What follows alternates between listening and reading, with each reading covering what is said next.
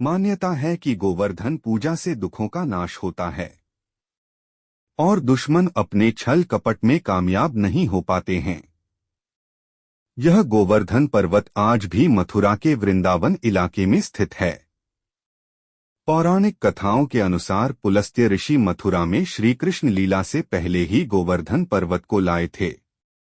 हिंदू मान्यता अनुसार पुलस्त्य ऋषि तीर्थ यात्रा करते हुए गोवर्धन पर्वत के पास पहुंचे तो सुंदरता और वैभव देखकर गदगद हो गए और उसे साथ ले जाने के लिए गोवर्धन के पिता द्रोणाचल पर्वत से निवेदन किया कि मैं काशी में रहता हूं, गोवर्धन को ले जाकर वहां पूजा करूंगा। पुलस्त्य ऋषि के निवेदन पर द्रोणाचल पुत्र के लिए दुखी हुए, लेकिन गोवर्धन के मान जाने पर अनुमति दे दी। काशी जाने से पहले गोवर्धन ने पुलस्त्य से आग्रह किया कि वह बहुत विशाल और भारी है, ऐसे में वह उसे काशी कैसे ले जाएंगे। तो पुलस्त्य ऋषि ने तेज बल के जरिए हथेली पर रखकर ले जाने की बात कही। गोवर्धन ने कहा कि वह एक बार हथेली में आने के बाद जहां भी रखा जाएगा वहीं स्थापित हो जाएगा। आग्रह मानकर पुलस्त्य ऋषि गोवर्धन को हथेली पर रखकर काशी चल पड़े। पुलस्त्य ऋषि मथुरा पहुंचे तो गोवर्धन ने सोचा कि श्री कृष्ण इसी धरती पर जन्म लेने वाले हैं और गाय चराने वाले हैं, ऐसे में वह उनके पास रहकर मोक्ष पालेगा। यह सोचकर गोवर्धन ने अपना वजन बढ़ा लिया, जिसे उठाने में पुलस्त्य ऋषि को आराम की जरूरत पड़ गई। उन्होंने गोवर्धन पर्वत वहीं जमीन पर रख दिया और सो गए।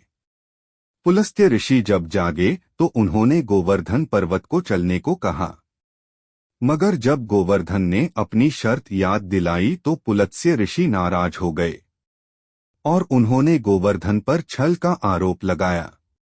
गुस्से में पुलस्त्य ने गोवर्धन पर्वत को हर दिन मुट्ठी भर घटने का श्राप दे डाला। पुलस्त्य ने कहा कि तुम्हारी ऊंचाई घटते घटते कलयुग का अंत होने तक तुम पूरे के पूरे पृथ्वी में विलीन हो जाओगे। कहा जाता है कि पुलस्त्य ऋषि के श्राप के चलते गोवर्धन पर्वत की ऊंचाई 30,000 मीटर थी, जो करीब 30 मीटर बची है।